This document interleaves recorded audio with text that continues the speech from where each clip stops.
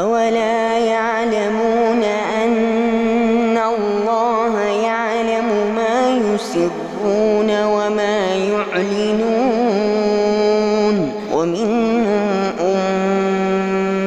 أميون لا يعلمون الكتاب إلا أماني وإن هم إلا يظنون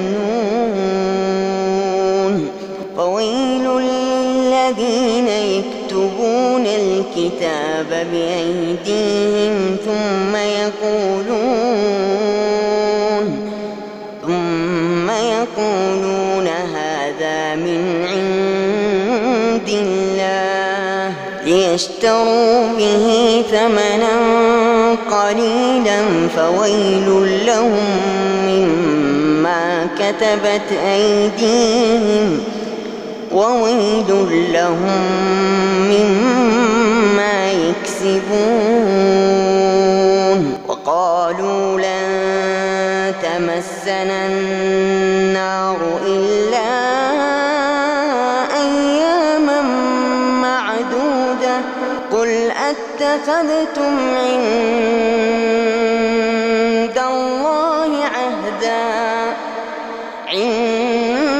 الله عهدا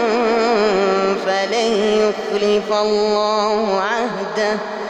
أم تقولون على الله ما لا تعلمون بلى من كسب سيئة وأحاطت به خطيئته فأولئك أصحاب النار هم فيها خالدون والذين آمنوا وعملوا الصالحات أولئك أصحاب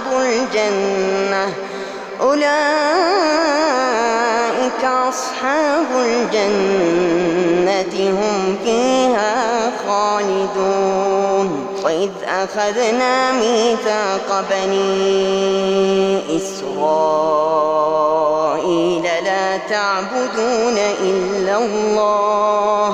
لا تعبدون إلا الله وبالوالدين إحسانا وذي القربى واليتامى والمساكين